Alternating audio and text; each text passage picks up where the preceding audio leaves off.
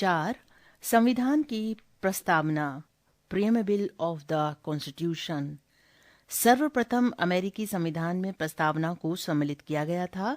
तदुपरांत कई अन्य देशों ने इसे अपनाया, जिनमें भारत भी शामिल है। प्रस्तावना संविधान के परिचय अथवा भूमिका को कहते हैं। इसमें संविधान का सार होता है। प्रख्यात न्यायविद व संवैधानिक विशेषज्ञ N.A. पालकीवाला ने प्रस्तावना को संविधान का परिचय पत्र कहा है। भारतीय संविधान की प्रस्तावना पंडित नेहरू द्वारा बनाए और पेश किए गए एवं संविधान सभा 1 द्वारा अपनाए गए उद्देश्य प्रस्ताव पर आधारित है। टिप्पणी 1. नेहरू द्वारा 13 दिसंबर 1946 को लाया गया और 22 जनवरी 1947 को संविधान सभा ने स्वीकार किया। टिप्पणी समाप्त। इसे 42वें संविधान संशोधन अधिनियम 1976 द्वारा संशोधित किया गया, जिसने इसमें समाजवादी, धर्मनिरपेक्ष और अखंडता शब्द सम्मिलित किए। संविधान के प्रस्तावना की विषय वस्तु। अपने वर्तमान स्वरूप में प्रस्तावना को इस प्रकार पढ़ा जाता है। हम भारत के लोग भारत को एक संपूर्ण प्रभुत्व संपन्न, समाजवादी, धर्मनिरपेक्ष, लोकतांत्रिक गणराज्य बनाने के लिए और इसके समस्त नागरिकों को सामाजिक, आर्थिक और राजनीतिक न्याय, विचार, अभिव्यक्ति, धर्म, विश्वास व उपासना की स्वतंत्रता, प्रतिष्ठा और अवसर की समता प्राप्त कराने के लिए तथा व्यक्ति की गरिमा और राष्ट्र की एकता तथा अखंडता सुनिश्चित करने वाला बंधुत्व बढ़ाने के लिए दृढ़ संकल्पित होकर अपनी इस संविधान सभा में आज दिनांक 26 नवंबर 1949 को एतत् द्वारा इस संविधान को अंगीकृत अधिनियम और आत्मार्पित करते हैं। प्रस्तावना के तत्व। प्रस्तावना में 4 मूल तत्व हैं। 1. संविधान के अधिकार का स्रोत। प्रस्तावना कहती है कि संविधान भारत के लोगों से शक्ति अधिगृहीत करता है। 2. भारत की प्रकृति। ये घोषणा करती है कि भारत एक संप्रभु, समाजवादी, धर्मनिरपेक्ष, लोकतांत्रिक व गणतांत्रिक राजव्यवस्था वाला देश है। 3. संविधान के उद्देश्य। इसके अनुसार न्याय, स्वतंत्रता, समता व बंधुत्व संविधान के उद्देश्य हैं। 4. संविधान लागू होने की तिथि। ये 26 नवंबर 1949 की तिथि का उल्लेख करती है। प्रस्तावना में मुख्य शब्द। प्रस्तावना में कुछ मुख्य शब्दों का उल्लेख किया गया है। ये शब्द हैं संप्रभुता, समाजवादी, धर्मनिरपेक्ष, लोकतांत्रिक, गणराज्य, न्याय, स्वतंत्रता, समता व बंधुत्व। इनका विस्तार से उल्लेख यहाँ किया गया है। 1. संप्रभुता। संप्रभु शब्द का आशय है कि भारत ना तो किसी अन्य देश पर निर्भर है और ना ही किसी अन्य देश का डोमिनियन है। टिप्पणी 2. भारतीय स्वतंत्रता अधिनियम 1947 के पारित होने तक भारत ब्रिटिश शासक पर निर्भर उपनिवेश था। 15 अगस्त 1947 से 26 जनवरी 1950 तक भारत की राजनीतिक स्थिति ब्रिटिश राष्ट्रमंडल सत्ता जैसी थी। 26 जनवरी 1950 को खुद को संपूर्ण प्रभुत्व संपन्न गणराज्य घोषित कर भारत इससे मुक्त हो गया। हालांकि पाकिस्तान में 1956 तक ब्रिटिश डोमिनियन रहा। टिप्पणी समाप्त। इसके ऊपर और कोई शक्ति नहीं है और ये अपने मामलों आंतरिक तथा बाहरी का निस्तारण करने के लिए स्वतंत्र है। यद्यपि वर्ष 1949 में भारत ने राष्ट्रमंडल की सदस्यता स्वीकार करते हुए ब्रिटेन को इसका प्रमुख माना, तथापि संविधान से अलग ये घोषणा किसी भी तरह से भारतीय संप्रभुता। टिप्पणी। संविधान सभा के कुछ सदस्यों के मन में व्याप्त शंकाओं को दूर करते हुए 1949 में पंडित नेहरू ने कहा, हमने काफी पहले पूर्ण स्वराज प्राप्त करने की प्रतिज्ञा ली थी। हमने इसे प्राप्त भी किया है। क्या कोई राष्ट्र दूसरे देश के साथ गठबंधन में अपनी स्वतंत्रता खो सकता है? गठबंधन का सामान्य मतलब वादे से है। संप्रभु राष्ट्र कुल से स्वतंत्र जुड़ाव इस तरह के वचनों के तहत नहीं ले सकता। इसकी मजबूती इसमें व्याप्त लोचशीलता एवं स्वतंत्रता में निहित है। इसलिए ये सर्वविदित है कि कोई भी सदस्य राष्ट्र अपनी इच्छानुसार राष्ट्रमंडल छोड़ सकता है। उन्होंने आगे कहा, ये एक स्वतंत्र इच्छा शक्ति वाला समझौता है जिसे इसी रूप में छोड़ा जा सकता है। टिप्पणी समाप्त। इसी प्रकार भारत की संयुक्त राष्ट्र में सदस्यता उसकी संप्रभुता को किसी मायने में सीमित नहीं करती। टिप्पणी 4. भारत संयुक्त राष्ट्र संघ का सदस्य 1945 में बना। एक संप्रभु राज्य होने के नाते भारत किसी विदेशी सीमा अधिग्रहण अथवा किसी अन्य देश के पक्ष में अपनी सीमा के किसी हिस्से पर से दावा छोड़ सकता है। 2. समाजवादी।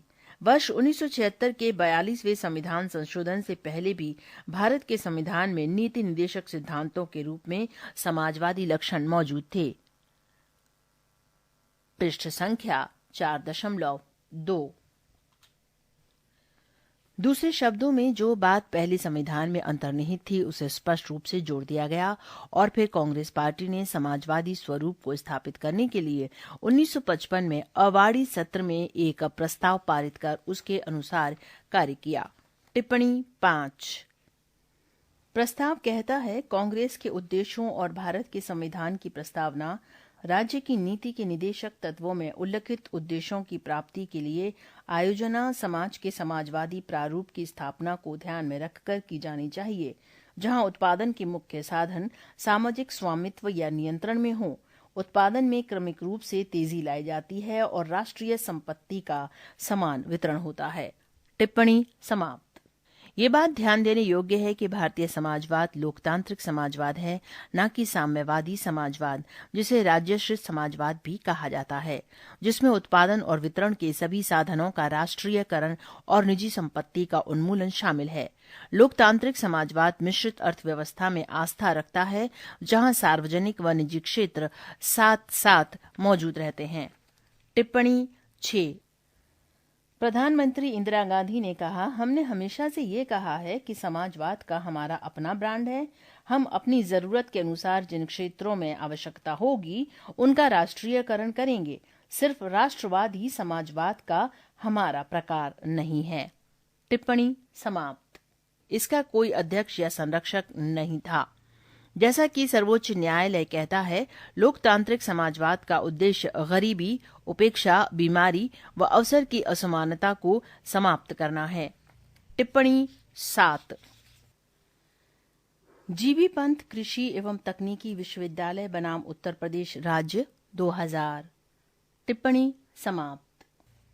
भारतीय समाजवाद मार्क्सवाद और गांधीवाद का मिलाजुला रूप है, जिसमें गांधीवादी समाजवाद की ओर ज्यादा झुकाव है। टिप्पणी 8। नाकारा बनाम भारत संघ 1983। टिप्पणी समाप्त। उदारीकरण, निजीकरण एवं वैश्वीकरण की नई आर्थिक नीति 1991 ने हालांकि भारत के समाजवादी प्रतिरूप को थोड़ा लचीला बनाया है। 3. धर्मनिरपेक्ष। धर्मनिरपेक्ष शब्द को भी 42वें संविधान संशोधन अधिनियम 1976 द्वारा जोड़ा गया, जैसा कि उच्चतम न्यायालय ने भी 1974 में कहा था। यद्यपि धर्मनिरपेक्ष राज्य शब्द का स्पष्ट रूप से संविधान में उल्लेख नहीं किया गया था, तथापि इसमें कोई संदेह नहीं है कि संविधान के निर्माता ऐसे ही राज्य की स्थापना करना चाहते थे। टिप्पणी 9। राज्य का धर्म के प्रति व्यवहार के आधार पर 3 तरह के राज्यों को अपनाया गया। अ. नास्तिक राज्य, धर्म विरोधी राज्य जो सभी धर्मों का विरोध करता है। ब. सैद्धांतिक राज्य, ऐसा राज्य जिसका अपना विशेष धर्म होता है, जैसे बांग्लादेश, बर्मा, श्रीलंका, पाकिस्तान आदि। स. धर्मनिरपेक्ष राज्य, ऐसा राज्य धर्म के मामले में तटस्थ रहता है और इस तरह उसका अपना कोई विशेष धर्म नहीं होता। उदाहरण के लिए अमेरिका और Bharat. G S. Pande, constitutional law of India, Allahabad law agency, 8वां संस्करण, 2002, पृष्ठ 222। टिप्पणी समाप्त। इसीलिए संविधान में अनुच्छेद 25 से 28 धार्मिक स्वतंत्रता का अधिकार जोड़े गए। भारतीय संविधान में धर्मनिरपेक्षता की सभी अवधारणाएं विद्यमान हैं, अर्थात हमारे देश में सभी धर्म समान हैं और उन्हें सरकार का समान समर्थन प्राप्त है। टिप्पणी 10। तत्कालीन केंद्रीय विधि मंत्री H.R. गोखले ने इस व्यवस्था को ऐसे परिभाषित किया, जिस धर्म से आप संबंध रखते हैं उसमें आस्था और उपासना की स्वतंत्रता होगी। राज्य के पास करने के लिए कुछ नहीं होगा, सिवाय इसके कि वो सभी धर्मों को समान समझे, लेकिन राज्य किसी धर्म का कोई स्थापक नहीं होगा। इसी तरह भारत के पूर्व मुख्य न्यायाधीश P.B. गजेंद्र गड़कर ने भारतीय संविधान में निहित धर्मनिरपेक्षता को इस तरह परिभाषित किया, राज्य किसी धर्म विशेष के प्रति समर्पित नहीं हो सकता, ये अधार्मिकता या धर्म विरोध नहीं है, ये सभी धर्मों को समान स्वतंत्रता प्रदान करता है। टिप्पणी समाप्त। 4. लोकतांत्रिक। संविधान की प्रस्तावना में एक लोकतांत्रिक। टिप्पणी 11 है। डेमोक्रेसी शब्द को दो ग्रीक शब्दों को मिलाकर बनाया गया है, डेमोस एवं क्रेसिया। इसका तात्पर्य क्रमशः लोग एवं शासन से है। टिप्पणी समाप्त। राज व्यवस्था की परिकल्पना की गई है। ये प्रचलित संप्रभुता के सिद्धांत पर आधारित है, अर्थात सर्वोच्च शक्ति के जनता के हाथ में हो। लोकतंत्र 2 प्रकार का होता है, प्रत्यक्ष व अप्रत्यक्ष। प्रत्यक्ष लोकतंत्र में लोग अपनी शक्ति का इस्तेमाल प्रत्यक्ष रूप से करते हैं, जैसे स्विट्जरलैंड में। प्रत्यक्ष लोकतंत्र के 4 मुख्य औजार हैं। इनके नाम हैं परिप्रेक्षा, रिफरेंडम, पहल, इनिशिएटिव, प्रत्यावर्तन या प्रत्याशी को वापस बुलाना, रिकॉल, तथा जनमत संग्रह यानी प्लेबिसाइट। टिप्पणी 12 है। जनमत वो तरीका है जिसके जरिए सीधे मतदान द्वारा विधायी व्यवस्था तय होती है। उपक्रम एक तरीका है जिसके जरिए लोग किसी अध्यादेश को प्रभावी बनाने के लिए विधानमंडल को कह सकते हैं। बुलाना ये एक तरीका है जिसके जरिए मतदाता प्रतिनिधि को हटा सकते हैं या एक अधिकारी को कर्तव्य पालन न करने पर उसके कार्यकाल से पहले हटा सकते हैं। जनमत से निर्णय सार्वजनिक महत्व के किसी मुद्दे पर इस तरीके से लोगों की राय ली जानी है। सामान्यतः इसका प्रयोग क्षेत्रीय विवाद के निपटारे के लिए किया जाता है। टिप्पणी समाप्त। दूसरी ओर अप्रत्यक्ष लोकतंत्र में लोगों द्वारा चुने गए प्रतिनिधि सर्वोच्च शक्ति का इस्तेमाल करते हैं और सरकार चलाते हुए कानूनों का निर्माण करते हैं। इस प्रकार के लोकतंत्र को प्रतिनिधि लोकतंत्र भी कहा जाता है। ये 2 प्रकार का होता है, संसदीय और राष्ट्रपति के अधीन। भारतीय संविधान में प्रतिनिधि संसदीय लोकतंत्र की व्यवस्था है, जिसमें कार्यकारिणी अपनी सभी नीतियों और कार्यों के लिए विधायिका के प्रति जवाबदेह है। वयस्क मताधिकार, सामाजिक चुनाव, कानून की सर्वोच्चता, न्यायपालिका की स्वतंत्रता व भेदभाव का अभाव भारतीय राजव्यवस्था के लोकतांत्रिक लक्षण के स्वरूप हैं। संविधान की प्रस्तावना में लोकतांत्रिक शब्द का इस्तेमाल वृहद रूप में किया है, जिसमें न केवल राजनीतिक लोकतंत्र बल्कि सामाजिक व आर्थिक लोकतंत्र को भी शामिल किया गया है। इस आयाम पर डॉक्टर अंबेडकर ने 25 नवंबर 1949 को संविधान सभा में दिए गए अपनी समापन भाषण में विशेष बल देते हुए कहा था, राजनीतिक लोकतंत्र तब तक स्थायी नहीं बन सकता जब तक कि उसके मूल में सामाजिक लोकतंत्र नहीं हो। सामाजिक लोकतंत्र का क्या अर्थ है? इसका अर्थ है वो जीवन शैली जो स्वाधीनता, समानता तथा भ्रातृत्व को मान्यता देती हो। स्वाधीनता, समानता और भ्रातृत्व के सिद्धांतों को अलग से एक त्रयी के रूप में नहीं देखा जाना चाहिए। ये आपस में मिलकर एक त्रयी की रचना इस अर्थ में करते हैं कि यदि इनमें से एक को भी अलग कर दिया जाए तो लोकतंत्र का उद्देश्य ही पराजित हो जाता है। स्वाधीनता को समानता से अलग नहीं किया जा सकता और समानता को स्वाधीनता से अलग नहीं किया जा सकता। उसी प्रकार स्वाधीनता और समानता को भ्रातृत्व या बंधुत्व से भी अलग नहीं किया जा सकता। समानता के अभाव में स्वाधीनता से कुछ का आधिपत्य अनेक पर स्थापित होने की स्थिति बनेगी। समानता बिना स्वाधीनता के वैयक्तिक पहल तथा उद्यम को समाप्त कर देगी। टिप्पणी 12 ए। B Shiva Rao, the framing of Indian constitution, select documents, volume 4, page 944। टिप्पणी समाप्त। इसी संदर्भ में सर्वोच्च न्यायालय ने 1997 में व्यवस्था दी, संविधान एक समत्वपूर्ण सामाजिक व्यवस्था की स्थापना का लक्ष्य रखता है, जिससे कि प्रत्येक नागरिक को भारत गणराज्य के सामाजिक एवं आर्थिक लोकतंत्र में सामाजिक, आर्थिक और राजनीतिक न्याय प्रदान किया जा सके। 5. गणतंत्र। एक लोकतांत्रिक राजव्यवस्था को 2 वर्गों में बांटा जा सकता है, राजशाही और गणतंत्र। राजशाही व्यवस्था में राज्य का प्रमुख आमतौर पर राजा या रानी उत्तराधिकारिता के माध्यम से पद पर आसीन होता है, जैसा कि ब्रिटेन में। वहीं गणतंत्र में राज्य प्रमुख हमेशा प्रत्यक्ष अथवा अप्रत्यक्ष रूप से एक निश्चित समय के लिए चुनकर आता है, जैसे अमेरिका। इसलिए भारतीय संविधान की प्रस्तावना में गणतंत्र का अर्थ ये है कि भारत का प्रमुख अर्थात राष्ट्रपति चुनाव के जरिए सत्ता में आता है उसका चुनाव 5 वर्ष के लिए अप्रत्यक्ष रूप से किया जाता है। पृष्ठ संख्या 4.3। गणतंत्र के अर्थ में 2 और बातें शामिल हैं। पहली ये कि राजनीतिक संप्रभुता किसी एक व्यक्ति जैसे राजा के हाथ में होने की बजाय लोगों के हाथ में होती है, और दूसरी किसी भी विशेषाधिकार प्राप्त वर्ग की अनुपस्थिति। इसलिए हर सार्वजनिक कार्यालय बगैर किसी भेदभाव की प्रत्येक नागरिक के लिए खुला रहेगा। 6. न्याय।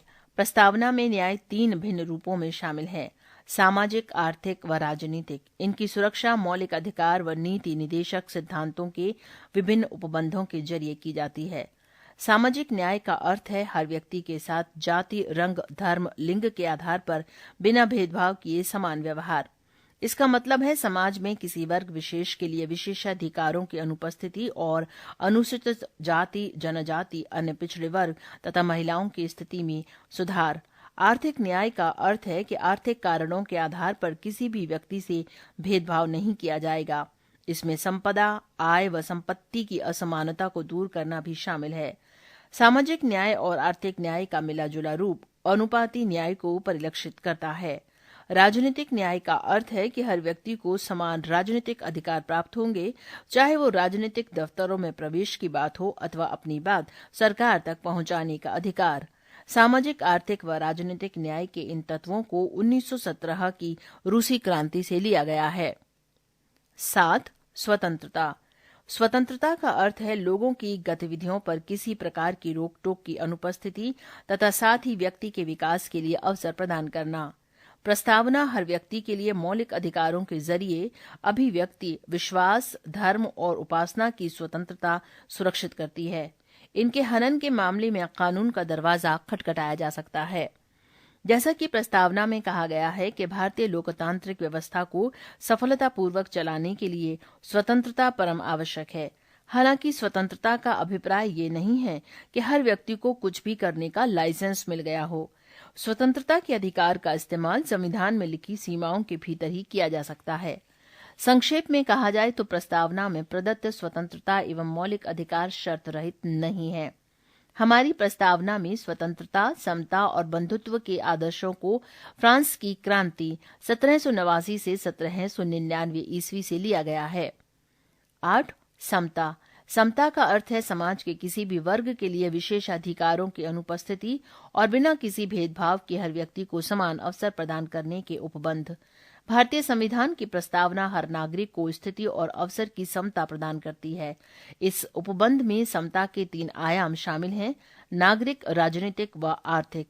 मौलिक अधिकारों पर निम्न प्रावधान नागरिक समता को सुनिश्चित करते हैं: अ. विधि के समक्ष समता, अनुच्छेद 14 है। ब. धर्म, जाति, लिंग या जन्म स्थान के आधार पर मूल वंश निषेध, अनुच्छेद 15 है। स. लोक नियोजन के विषय में अवसर की समता, अनुच्छेद 16 है। ड. अस्पृश्यता का अंत, अनुच्छेद 17 है। ई. उपाधियों का अंत, अनुच्छेद 18 है।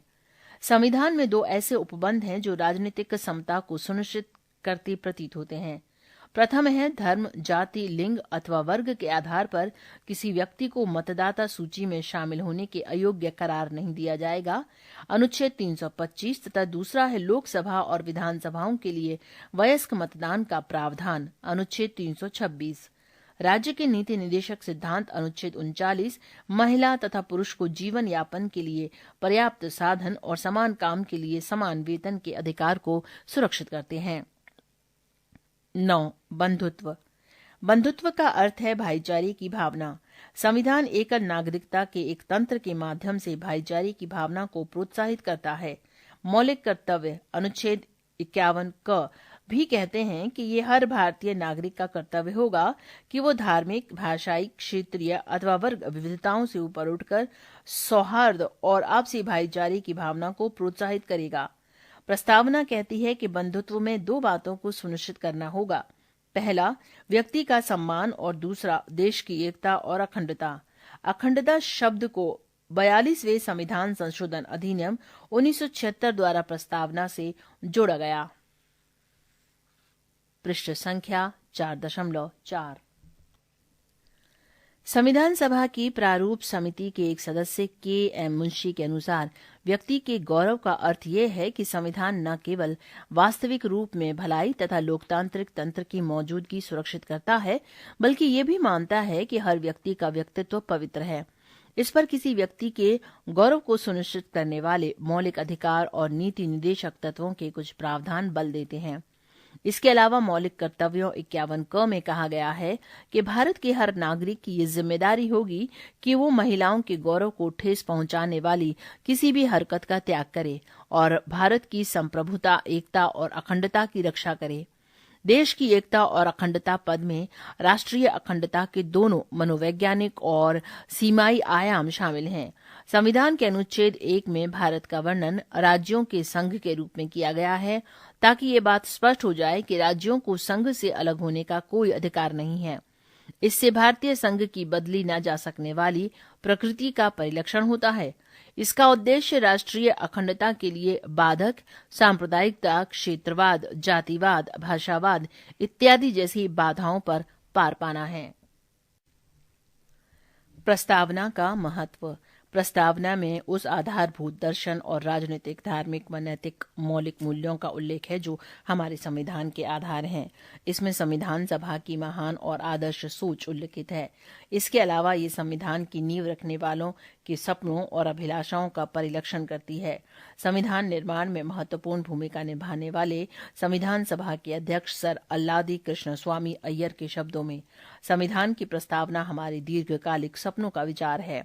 संविधान सभा की प्रारूप समिति के सदस्य के.एम. मुंशी के अनुसार प्रस्तावना हमारी संप्रभु लोकतांत्रिक गणराज्य का भविष्य फल है। संविधान सभा के एक अन्य सदस्य पंडित ठाकुर दास भार्गव ने संविधान की प्रस्तावना के संबंध में कहा, प्रस्तावना संविधान का सबसे सम्मानित भाग है। ये संविधान की आत्मा है, ये संविधान की कुंजी है, ये संविधान का आभूषण है, ये एक उचित स्थान है जहां से कोई भी संविधान का मूल्यांकन कर सकता है। सुप्रसिद्ध अंग्रेज राजनीति शास्त्री सर अर्नेस्ट बार्कर संविधान की प्रस्तावना लिखने वालों को राजनीतिक बुद्धिजीवी कहकर अपना सम्मान देते हैं। वो प्रस्तावना को संविधान का कुंजी नोट कहते हैं। टिप्पणी 13 है। उन्होंने कहा कि भारतीय संविधान की प्रस्तावना से ये प्रतीत होता है, विस्तार में ये पुस्तक के वाद विवाद का सारगर्भित अंश है, इसलिए इसे कुंजी नोट के रूप में स्वीकारना चाहिए। टिप्पणी समाप्त। वो प्रस्तावना के पाठ टिप्पणी 14 है। उन्होंने लिखा, मैं इसे उल्लेखित करने में गौरवान्वित महसूस कर रहा हूं, क्योंकि मुझे इस बात पर गर्व है कि भारत के लोगों को अपना स्वतंत्र जीवन राजनीतिक परंपरा और सिद्धांतों को शामिल कर शुरू करना चाहिए, जिस पश्चिम को हम पाश्चात्य कहते हैं, लेकिन जो अब पाश्चात्य से ज्यादा कुछ है। टिप्पणी समाप्त। इतने प्रभावित थे कि उन्होंने अपनी प्रसिद्ध पुस्तक principles of social and politics theory 1951 की शुरुआत में इसका उल्लेख किया है। भारत के पूर्व मुख्य न्यायाधीश एम हिदायतुल्लाह मानते हैं, प्रस्तावना अमेरिका की स्वतंत्रता की घोषणा के समान है, लेकिन ये एक घोषणा से भी ज्यादा है। ये हमारे संविधान की आत्मा है, जिसमें हमारे राजनीतिक समाज के तौर तरीकों को दर्शाया गया है। इसमें गंभीर संकल्प शामिल हैं, जिन्हें एक क्रांति ही परिवर्तित कर सकती है। टिप्पणी 15 है। M Hidayatullah, democracy in India and the judicial process, पृष्ठ 51। टिप्पणी समाप्त। संविधान के एक भाग के रूप में प्रस्तावना को लेकर एक विवाद रहता है कि क्या ये संविधान का एक भाग है या नहीं। बेरूबाड़ी संघ मामले 1960। टिप्पणी 16 है। संविधान के अनुच्छेद 143 के तहत राष्ट्रपति द्वारा संदर्भ लिया गया, जो बेरूबाड़ी संघ और एन्क्लेव परिवर्तन 1960 के बारे में भारत पाकिस्तान समझौते को लागू करने से संबंधित था।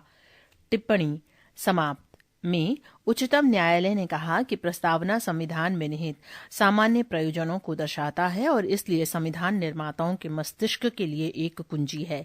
इसके अतिरिक्त अनुच्छेद में प्रयोग की गई व्यवस्थाओं के अनेक अर्थ निकलते हैं। इस व्यवस्था के उद्देश्य को प्रस्तावना में शामिल किया गया है। प्रस्तावना की विशेषता को स्वीकारने के लिए इस उद्देश्य के बारे में व्याख्या करते हुए उच्चतम न्यायालय ने कहा कि प्रस्तावना संविधान का भाग नहीं है। केशवानंद भारती मामले 1973 टिप्पणी 17 है। केशवानंद भारती बनाम केरल राज्य 1973 टिप्पणी समाप्त में उच्चतम न्यायालय ने पूर्व व्याख्या को अस्वीकार कर दिया और ये व्यवस्था दी कि प्रस्तावना संविधान का एक भाग है। ये महसूस किया गया कि प्रस्तावना संविधान का अति महत्वपूर्ण हिस्सा है और संविधान की प्रस्तावना में उल्लिखित महान विचारों को ध्यान में रखकर संविधान का अध्ययन किया जाना चाहिए। LIC ऑफ इंडिया मामले 1995 टिप्पणी 18 है। LIC ऑफ इंडिया बनाम consumer education and research centre 1995 टिप्पणी समाप्त में भी पुनः उच्चतम न्यायालय ने व्यवस्था दी कि प्रस्तावना संविधान का आंतरिक हिस्सा है। संविधान के अन्य भागों की तरह ही संविधान सभा ने प्रस्तावना को भी बनाया, परंतु तब जबकि अन्य भाग पहले से ही बनाए जा चुके थे। प्रस्तावना को अंत में शामिल किए जाने का कारण ये था कि इसे सभा द्वारा स्वीकार किया गया। जब प्रस्तावना पर मत व्यक्त किया जाने लगा तो संविधान सभा के अध्यक्ष ने कहा, प्रश्न ये है कि क्या प्रस्तावना संविधान का भाग है? टिप्पणी 19 कॉन्स्टिट्यूएंट असेंबली डिबेट्स खंड 10 पृष्ठ 450 से 456 टिप्पणी समाप्त। इस प्रस्ताव को तब स्वीकार कर लिया गया, लेकिन उच्चतम न्यायालय द्वारा वर्तमान मत दिए जाने के बाद कि प्रस्तावना संविधान का भाग है, ये संविधान के जनकों के मत से साम्यता रखता है। पृष्ठ संख्या 4.5 दो तथ्य उल्लेखनीय हैं। 1. प्रस्तावना न तो विधायिका की शक्ति का स्रोत है और न ही उसकी शक्तियों पर प्रतिबंध लगाने वाला। 2. यह गैर न्यायिक है, अर्थात इसकी व्यवस्थाओं को न्यायालय में चुनौती नहीं दी जा सकती। प्रस्तावना में संशोधन की संभावना। क्या प्रस्तावना में संविधान की धारा 368 के तहत संशोधन किया जा सकता है? ये प्रश्न पहली बार ऐतिहासिक केस केशवानंद भारती मामले 1973 में उठा। ये विचार सामने आया कि इसमें संशोधन नहीं किया जा सकता क्योंकि ये संविधान का भाग नहीं है। याचिकाकर्ता ने कहा कि अनुच्छेद 368 के जरिए संविधान के मूल तत्व व मूल विशेषताओं जो कि प्रस्तावना में उल्लिखित हैं को ध्वस्त करने वाला संशोधन नहीं किया जा सकता। हालांकि उच्चतम न्यायालय ने व्यवस्था दी कि प्रस्तावना संविधान का एक भाग है।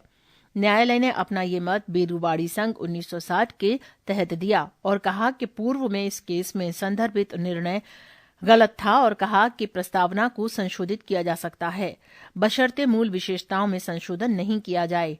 दूसरे शब्दों में न्यायालय ने व्यवस्था दी कि प्रस्तावना में निहित मूल विशेषताओं को अनुच्छेद 368 टिप्पणी 20 न्यायालय ने ये पाया कि हमारे संविधान की मूल भावना प्रस्तावना में उल्लिखित तत्वों पर आधारित है। यदि इनमें से किसी तत्व को हटाया जाता है तो संविधान का ढांचा अक्षुण्ण नहीं रह पाएगा तथा इसकी अखंडता भंग हो जाएगी। संसद की संशोधन की शक्ति में वे शक्तियां नहीं आती जो संविधान के मूल ढांचे में संशोधन करें एवं उसकी अखंडता को नष्ट करे।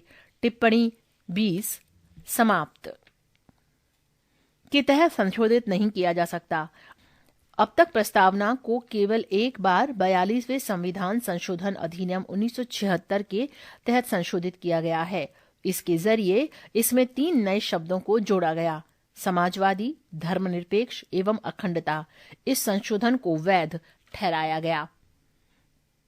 पृष्ठ संख्या 4.6 इस पृष्ठ पर संदर्भ एवं टिप्पणियां दिए हुए हैं जो कि हम पहले ही बता चुके हैं। पृष्ठ संख्या 5.1